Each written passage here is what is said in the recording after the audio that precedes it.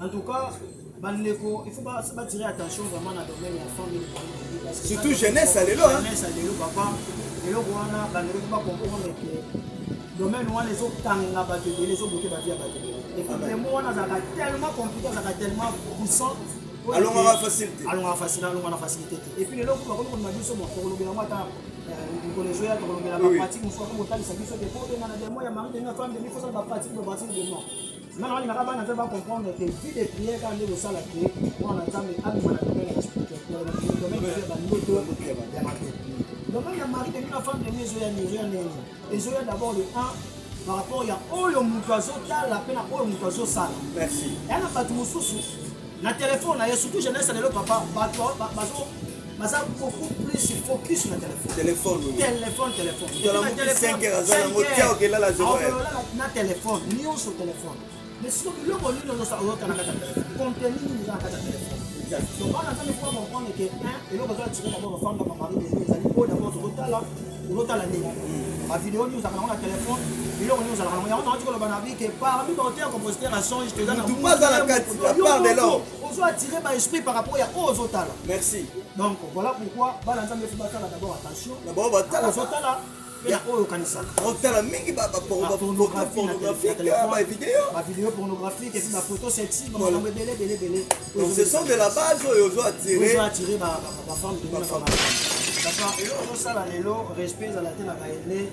Donc ça là nzambe l'élo j'avais parce que on appelle l'élo quand nzambe. Voilà. Et puis na c'est là on a pierre mais oh les comment va le bal quoi de ça musicien. Oui. Alors voilà oui, on appelle l'élo quand nzambe, on appelle l'élo quand nzambe. L'élo comme ici maintenant son qualité. Voilà. Alors il va dire que il y a ça o ça on kolo o ça leki o ça na o ça na.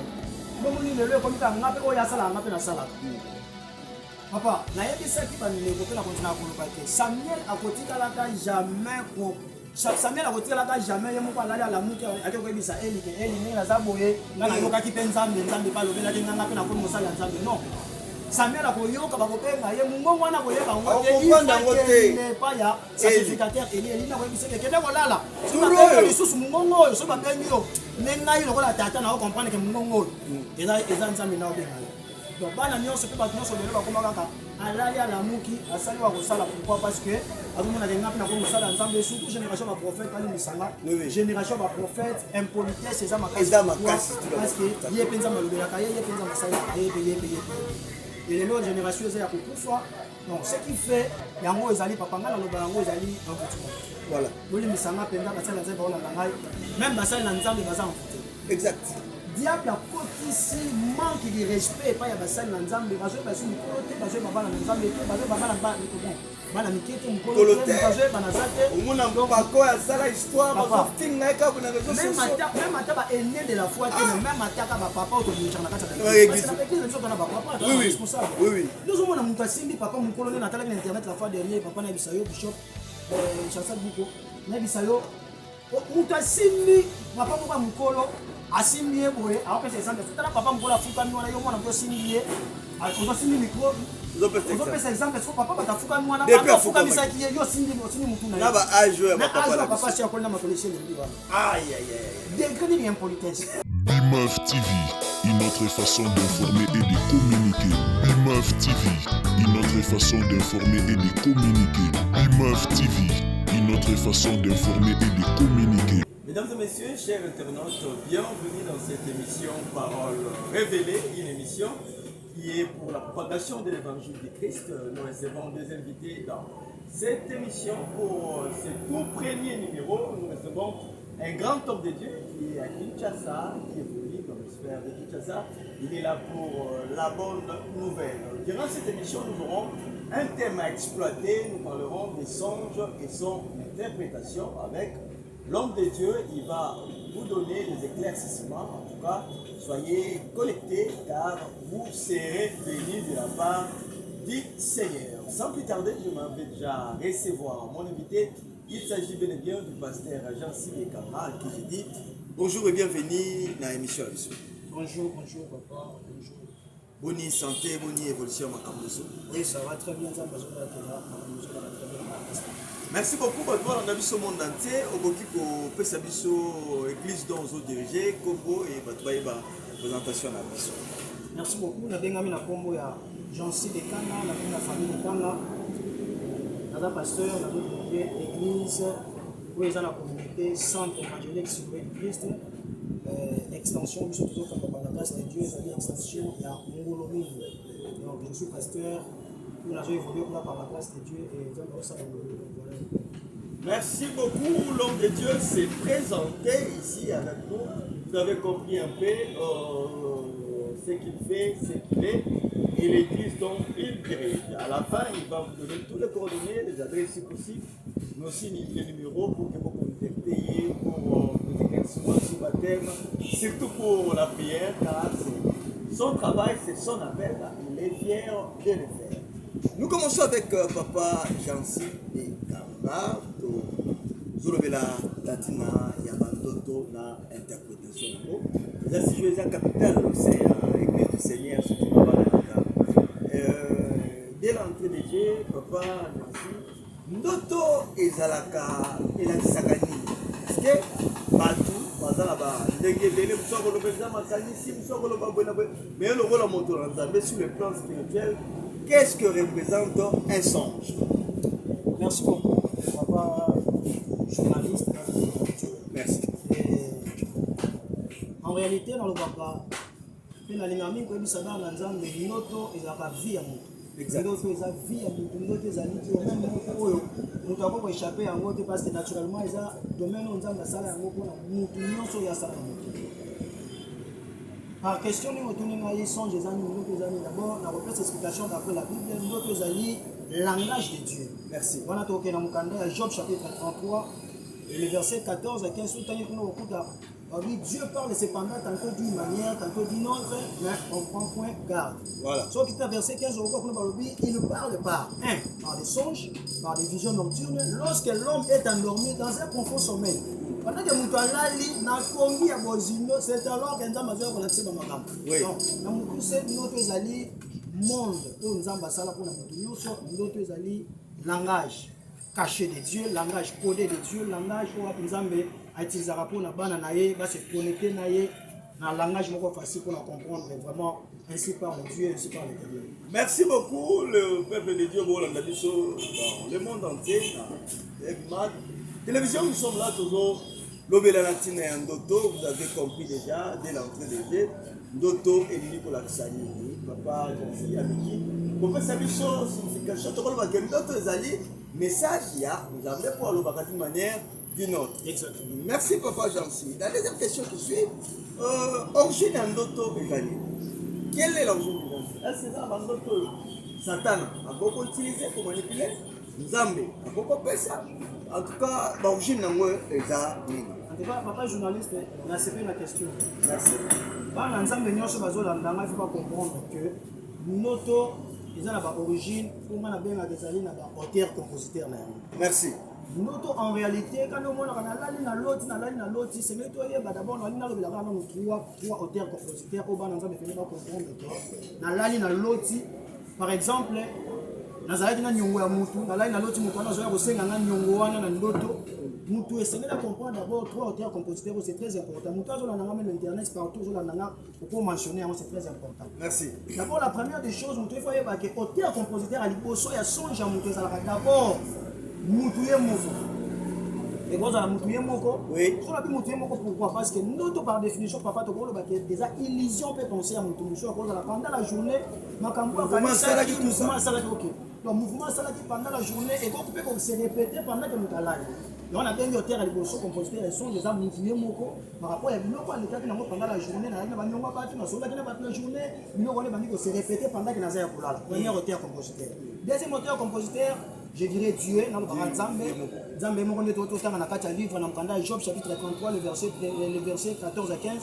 Il dit Dieu parle cependant tantôt d'une manière tantôt d'une autre, donc c'est le langage de Dieu. Nzamba zolo de la biso na nzela bandoto. Donc deuxième auteur compositeur na lali na loti. Donc la joie déjà que source na ezali Nzambe. Le troisième auteur compositeur de la songe na koko loba ndoto za na soubassement mususu diable pe mususu. La question est notre retour. Le diable peut rose à la source ya ndoto ya mutu. Donc mutu alali pena aza tourmenté, aza combattu, aza attaqué, aza menacé. Et puis papa, pour nous retarder, ça l'a déjà papa Chancel Bute. Oui. Vous voyez déjà que dans l'exemple de Bazaba Landabi, on va comprendre que nous tous sommes tourmentés, menacés.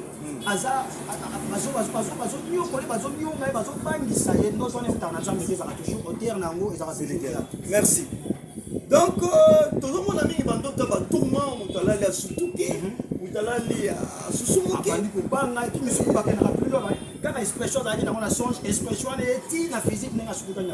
ah, là nous pouvons directement comprendre que ça d'origine, il y a la diaspora.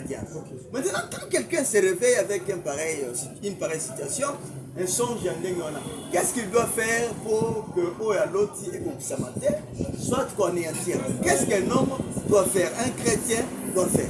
Maman, merci beaucoup pour la question.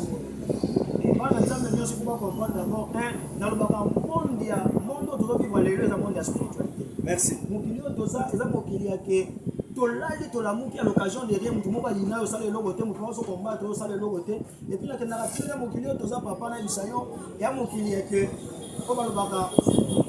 le bonheur des uns fait les malheurs des autres. Donc, tout le monde va s'épeler, mais tout le monde va y aller, c'est et voilà pourquoi on a la conscience, et moi, on a comprendre que mon client, tout ça, et mon client, la spiritualité, il faut que nous soyons pour le domaine de la spiritualité.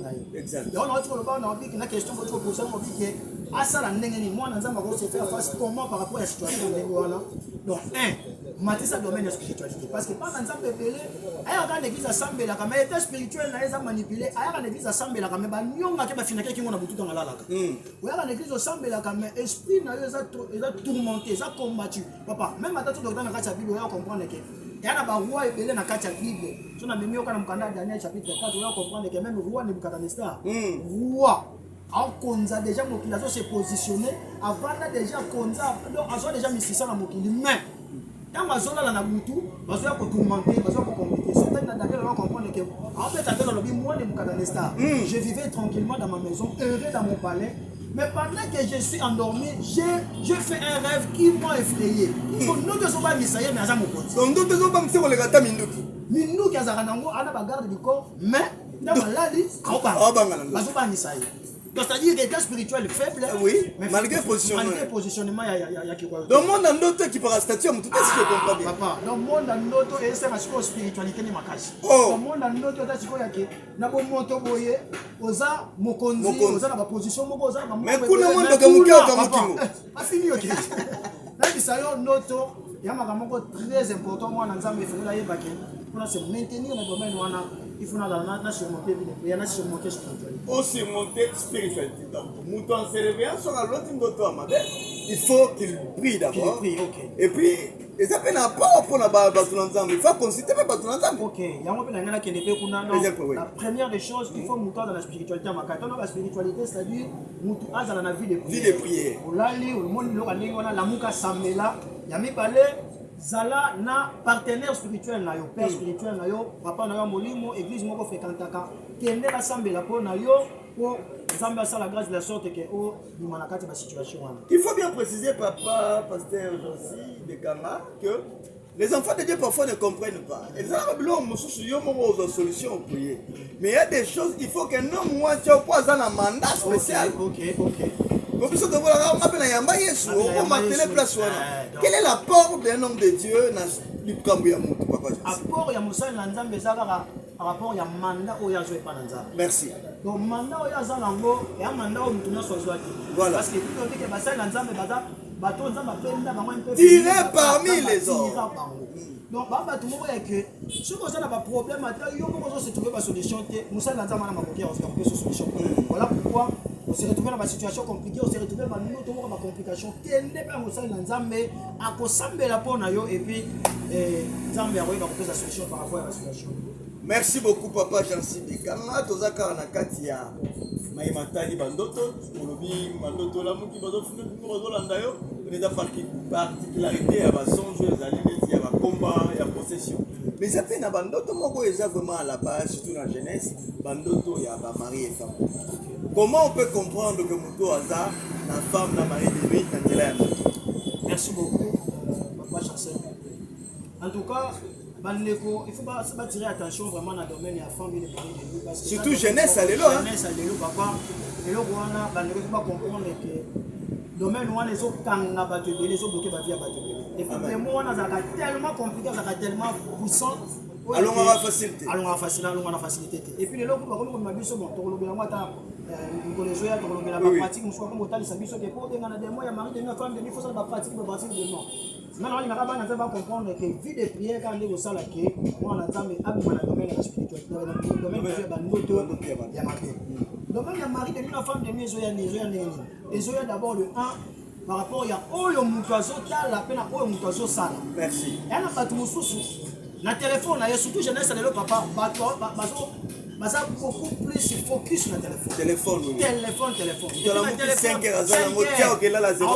na téléphone nyonso téléphone mais siko biloko nini ozota na kati ya téléphone contenu nini eza na kati ya téléphone donc bana nzambe faut comprendre que eloko ezo attiré d'abord bafemme na bamari de ezali oyo d'abord tozotala nini bavidéo nini ozalaka nango na téléphone biloko nini ozalaka nango yango nango tikoloba na bi ke parmi baauteur compositeur à songe toza na ozo attiré baesprit par rapport ya oyo ozotala merci donc voilà pourquoi bana nzambe faut batala d'abord attention d'abord batala ozotala pena oyo kanisaka otala mingi pornographie vidéo pornographique et puis la photo sexy makambo ebele ce sont de la base oyo ozo attirer ba femme de ma femme.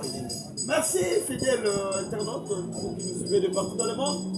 Si vous avez compris et que vous avez dans Motolanda, la explication à l'opération que on s'est retrouvé dans tel autre cas, il est temps au Bengabiso, le numéro est là, on va de votre écran, soit pour contacter Motolanda, on peut s'appeler Moné Nasuka, va prier pour nous. Pour qu'on soit maladie théobique à sans qui les hommes de Dieu ont des ordonnances, ils vont prescrire de traitement spirituel aux aïeux au sambo et qu'on peut ça yo et yano. Et puis papa Chancel, et au moins il y a un pendé par rapport à domaine car il y a pas femme de mari de nuana. Exactement. Au ban nzambe faut pas ça la attention na yango comme tout sort ba kana l'autre ramoté mais réaction ça la mari. Et là ban nzambe mususu amona ka femme te na mari de nuit te na ndoto boye. Amana ko l'autre yango par exemple.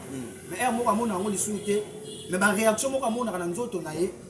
Aïe va rater qu'ils appellent déjà mobile moko soit au bala soit moi si moko bala mais assez azara sous visible était à comment cacher et yango déjà très dangereux na kati ya pia bana nzambe kwa yeba ozo bato ozo bika na mobile moko na zakana moi si moko na zakana mobile moko spirituellement mais na l'autre au mona kali souté oui et ça très dangereux et bana nzambe faut pas yeba yango que olalaka olotaka ndoto nazobima mobile nazobima na mwasi moko boye na bomoto d'abord omoni ba réaction salami na nzoto eza kanga mususu alotaka ngo te mais alali kaka lamuki amoni ba réaction na nzoto et puis mutu sa koma kolota pa na plus lozolota akomi na zemi wana ndako mais na bomutu boza na bomoto za na zemi te et puis omona développement nzoto changer mwana mwasi to le vimbi aomona ndre moi ezobima na ndre mutu azobimisa mais en réalité na bomoto ko amelisa mwana te mena butu déjà to melisa bana exact et puis bana nzambe bazola na makambo ba comprendre déjà que bon benga basali na nzambe benga na numéro eza wana ba to ko sambela to landela ba prière likambo eza eza likambo ya délivrance parce que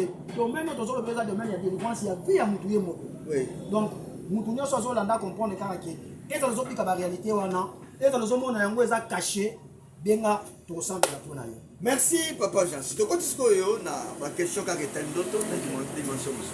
Maintenant qu'est-ce qu'il faut faire? Donc elingi kolobani na muto yo alotaka bandoto makanga ya moti. Merci beaucoup. Première chose, qu'est-ce qui fait d'abord que muto alotaka na moti? D'abord la première des choses, muto alotaka.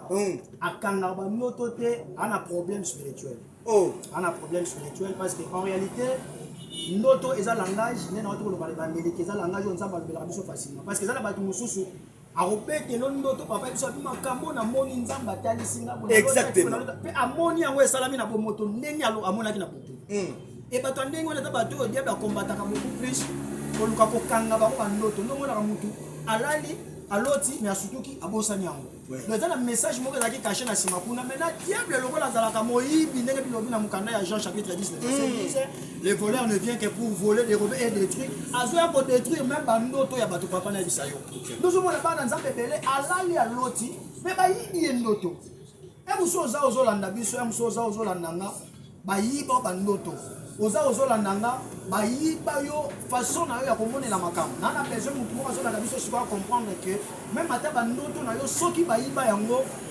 toza censé kosambela mpo na yo po diable oyo ayibaka azongiselo bandoto na yo donc ndoto mpe bayibaka yango sikoyo eloko nini kosalaka moto bayibi bandoto na ye ezonga eza vide Merci. merci soki alingi sikoyo banda kokanga, qu'est-ce qu'il faut faire? eloko kosalaka banda kokanga bandoto aluka basali na nzambe basambela mpo na ye epuis azala concentré parce que eloko mpe ekimisaka bandoto mosusu ezaka mpe distraction. Voilà, distraction, vie de prière. En résumé, je crois que le est bandé dans le centre. Pour sa vie de prière, dimension spiritualité, les sala, gagner sur le monde spirituel. Bien aimé, c'est un thème très important à ne pas négliger. La vie chrétienne, la vie physique est dirigée par la spiritualité. Si dans la spiritualité tu n'es pas fort, dans le physique tu seras faible. L'homme a la boutou pour la moi, Ozala, Victorien na Makamba. Papa Jansi Bekama, qu'est-ce qu'il faut faire? Ou nani azana mandat pour interpréter bandoto? Pour komi peli kamboto, moni pe na kononza azwa ki pe problème wana. Abiba sangana, mutu moko limbolela nga ndoto. Moko ya ba magicien alobi na ye oyo loti eza na moto moko tako kopesa ya pa moto aza moto nzambe. Jusqu'à ce que Daniel est venu et la suite nous connaissons. Qui est mandaté à interpréter bandoto Papa Jansi? Merci beaucoup pour la question Papa Chancel. Mutu aza mandaté pour interpréter bandoto eza moto ana mandat ya bonzambe kati na ye. Merci. Tant autre mosali na nzambe, tant autre moto azali na place wana ya kopesa ya arriver d'abord na bana nzambe ba comprendre d'abord enseignement bazala enseigner pour comprendre d'abord parce que dans mutu musupe quand on a ce enseignement on comprendre siko même ata batu ba biso na bandako na sima ya moi quelques points on a kopesa bana nzambe musupe ko comprendre tant on a lali na loti ateza na ndoto musupe esenga mosali na nzambe kaka pungula yango mais na mususu pe na bandoto musupe za ngo machine mutu yo moko lali ya loti à comprendre kaka kete oyo elakisi boye ekebo donc par là na ina pesa bana nzambe ke mutu nyonso aza mandaté ya kofungula ndoto d'abord ezali mosali na nzambe oyo aza mandaté na gloire ya nzambe ye moko mutu nzambe apona na mibale ezali mutu nyonso oyo nzambe alobelaka soki aza na sagesse aza na connaissance d'abord aza enseigné lelo na monde lelo pe enseignement comme kofungula pe mutu nyonso akoma pe azala pe chercher à comprendre. Donc les enseignements et la base, il y a comment orienter notre vie. Tu as mis spirituellement, il sait facilement déchiffrer les codes cachés dans un son. Et deuxièmement, l'homme de Dieu va nous dire, les hommes tu as un mandat. Donc c'est un don. L'interprétation des sons, c'est un don. Comme on a le don de la prophétie, les dons de parler en langue, les dons de miracles, il y a aussi des dons d'interprétation des sons. Ce qui est un don, donc il faut comprendre que nous sommes à la moitié. Ok. Yes, comme dit le Bassali, les incommes. Donc les dons, c'est divers.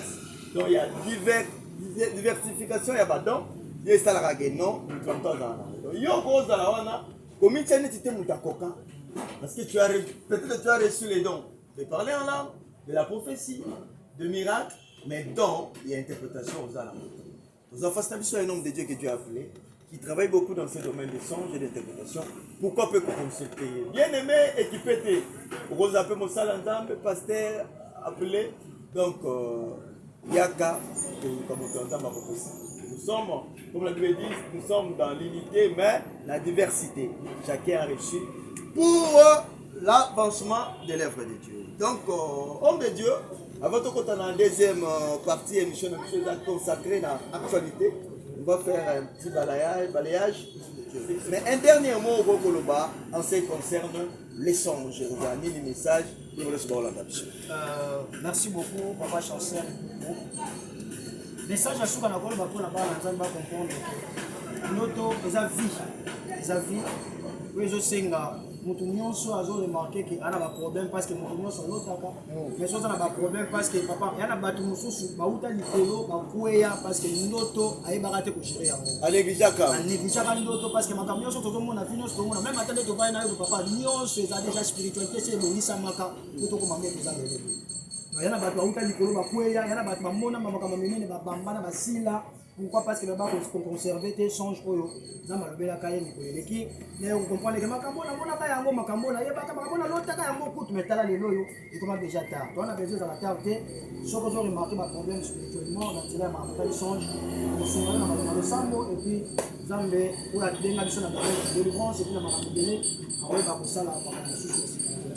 Zato ya benga biso, benga mosali na ye, aza pona bino, et ici fika kokomi, na nous avons vos écrans, même la chaîne na biso, on va vous orienter vers l'homme de Dieu pour que vous allez traiter de vocation d'idée Nika pour Landaya. Papa Jancy de Kanga, actuellement, sur le plan médiatique et sur l'espace médiatique, il y a beaucoup de choses. Nous avons des constats amers, Serbino, Massalanzam, c'est une génération où ils ont mal. Première des choses, qu'est-ce qui fait qu'un homme de Dieu ne respecte pas ses ennemis? On a question à l'immotion pour le pourquoi ba auto sabanganga nzambe oteba liboso bona bino ba boya sika ezambe muto bien tika ozala na Congo te yango constant na sala na maloba lelo pasteur intel faux pasteur intel parce que comment depuis pendant tozo ba meilleur pasteur à part peut-être ba kufa de bon respectable nous depuis auto saba to ba moité qu'est-ce qui fait que respect ezalate na ba aîné papa j'explique papa elo no sala lelo respect ezalate na ba aîné na musala nzambe lelo ezaka parce que nga pe na lelo kwa nzambe voilà abi na sebela na terme na oyo neko moko aloba kwa ya za musicien ouais aloba lobi nga pe na lelo kwa nzambe nga pe na lelo kwa nzambe ndelo ko komisi bato nyonso na égalité voilà aye ba lisu te ke yaza oyo aza nkolo oyo aza leki oyo aza na oyo aza na bomo ni lelo ko mika nga pe oyo asala nga pe na salaka papa nayebisaki bandeko mpe na kontina koloba ke Samuel akotikalaka jamais ko Samuel akotikalaka jamais ye moko alali alamuki ake koyebisa Eli ke Eli ndenge naza boye nga nayokaki mpe nzambe mpe alobelaki nga mpe nakomi mosali ya nzambe non Samuel akoyoka bakobenga ye mongongo wana koyeba ngo te pas ya sacrificateur Eli nakoyebisa ke kende kolala soki lisusu mongongo oyo soki babengi yo nde ngai lokola tata na okomprendre ke mongongo oyo eza nzambe na obenga yo donc bana nyonso mpe bato nyonso lelo bakoma kaka alali alamuki asali wa kosala pourquoi parce que azomona kenga mpe nakomi mosala ya nzambe surtout génération baprophète balimbisanga génération baprophète impolitesse eza makasi parce que ye mpe nzambe alobelaka ye mpe nzambe asalelaka ye mpe et lelo génération eza ya kokufa donc ce qui fait yango ezali papa ngai naloba yango ezali envoûtement voilà bolimbisanga mpenza basali ya nzambe baolanda ngai même basali na nzambe baza envoûté exact diable a ici manque de respect pas ya basali na nzambe bazo basu mikolo te bazo babala na nzambe te bazo babala ba mikolo bana mikete mukolo te bazo bana zate omona mpako ya sala histoire bazo finga ka bona réseaux sociaux même ata ba aîné de la foi te même ata ka ba papa auto dirigeur na kata ba église na église biso na ba papa responsable oui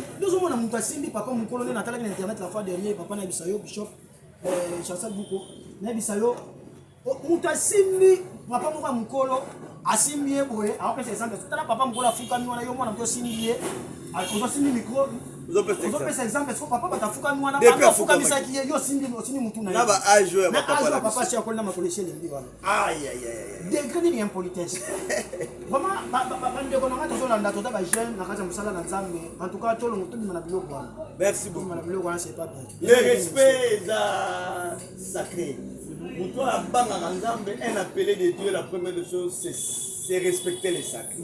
Parmi les sacrés, c'est les hommes de Dieu. C'est tous les aînés. Batracen de l'auto Rolanda. Il est le Dieu d'Abraham, d'Isaac et de Jacob. Généalogien là, donc, par exemple, tobimana amputumana wana c'est pas bien. Et donc ça là qui est ça force ya bonzambe na bonzambe pe ya mosalanda. Sur la toile, tout le monde dit ba scandale et belé lié na ba mariage ya ba homme de Dieu. Dernièrement, pour ne pas citer les noms, nous avons vu un chanteur renommé.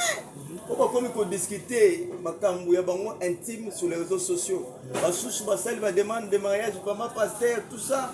Bêtise, il y a les réseaux sociaux, il y a qu'est-ce qu'il y a à la base? Il y a un scandale. Est-ce que ça m'a commencé à m'aller apostasie, tu es au Canada, tu es vivre vraiment, Tony, papa Jancy Meka.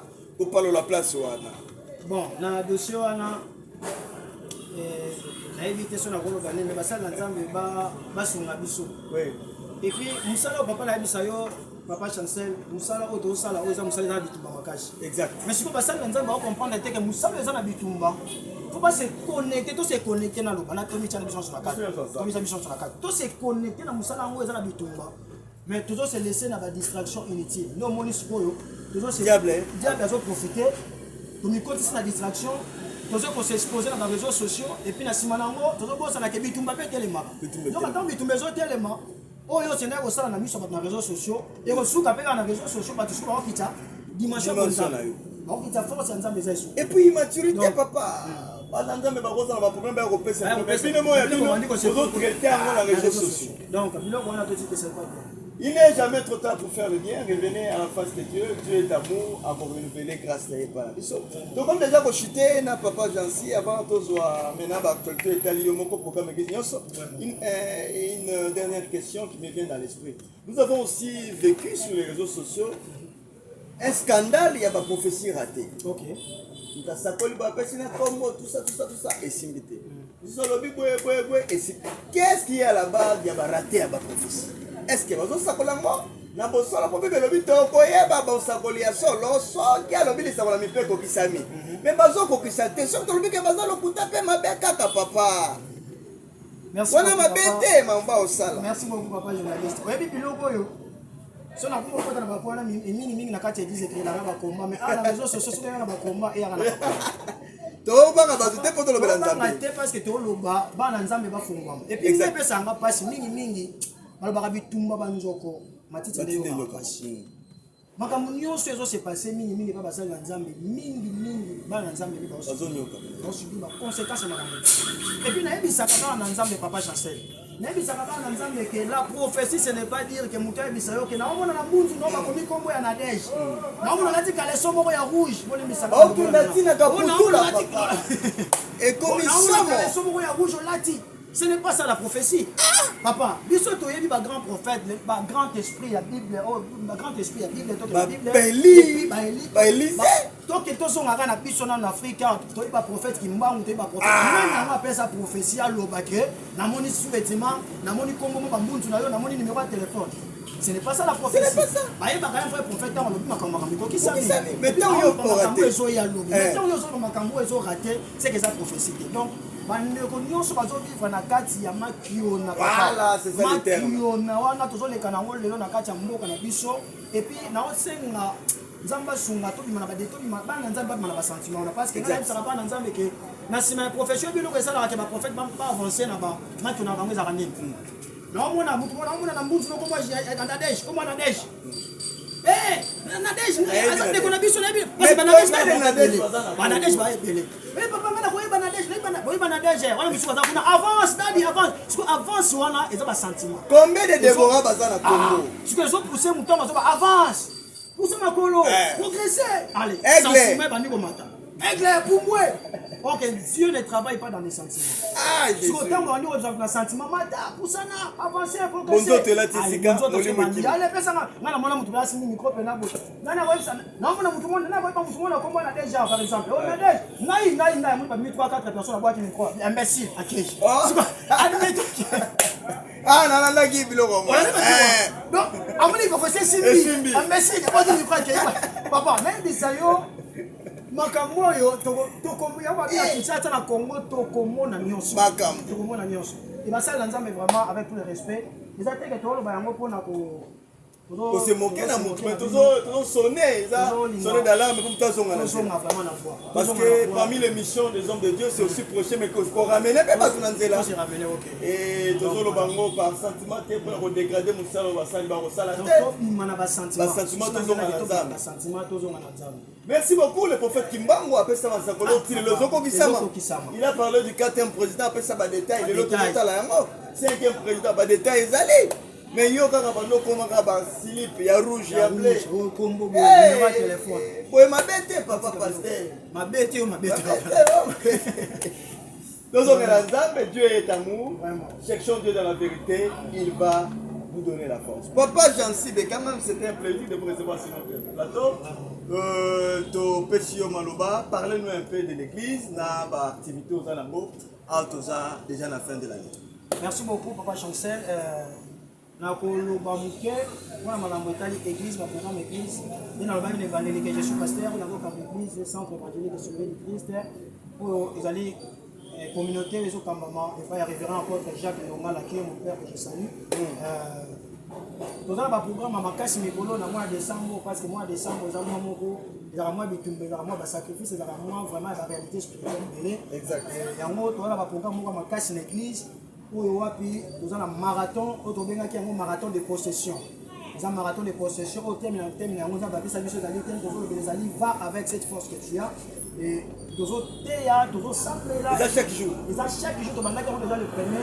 Dans la minute, tu as marathon. Ok. Le premier aussi, quoi, non? Et aussi, le premier, et aussi la les 30, on a veillé les 30. Ah, les 30. On a veillé les 30 décembre. Tout ça, les clôtures, et puis, peut-être si on a merci pour l'année à Sikao, toujours côté 2026. On a bien là-bas, on a mis ça.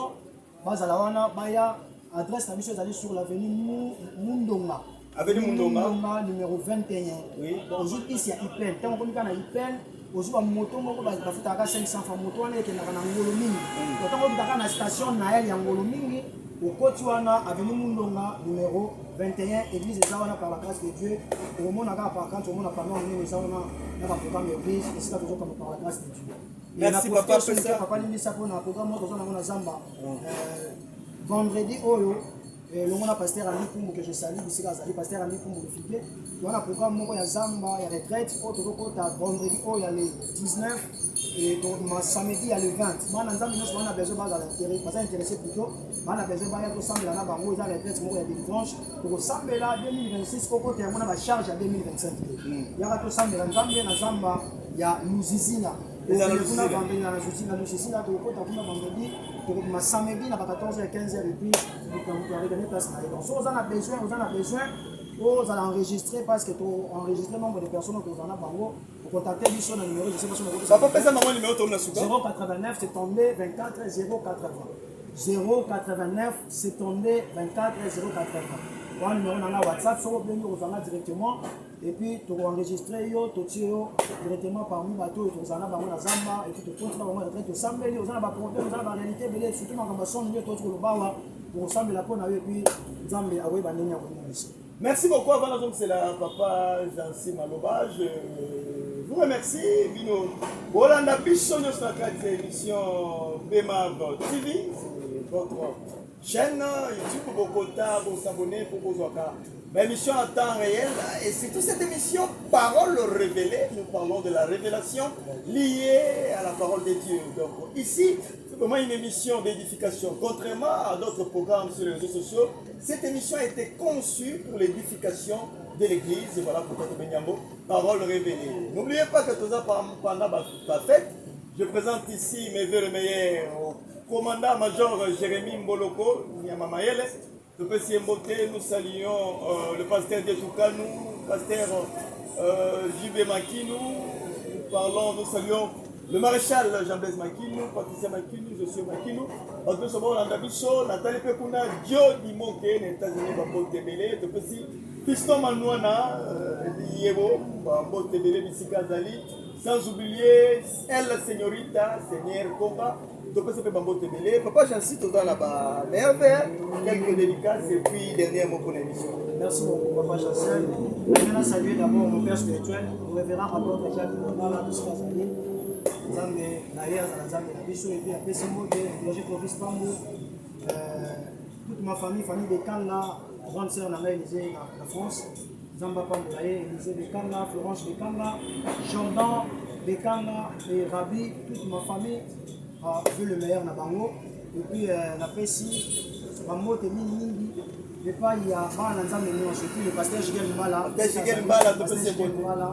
Bango te Nayo, et Nzambe Apambo la Bassaille, Nzambe Peba, Nzambe Nyonso, merci beaucoup. Merci beaucoup. Avant de désannoncer cette émission, je continue toujours avec mes salutations. Une pensée pieuse au couple Ofeyala, na Maman Omega.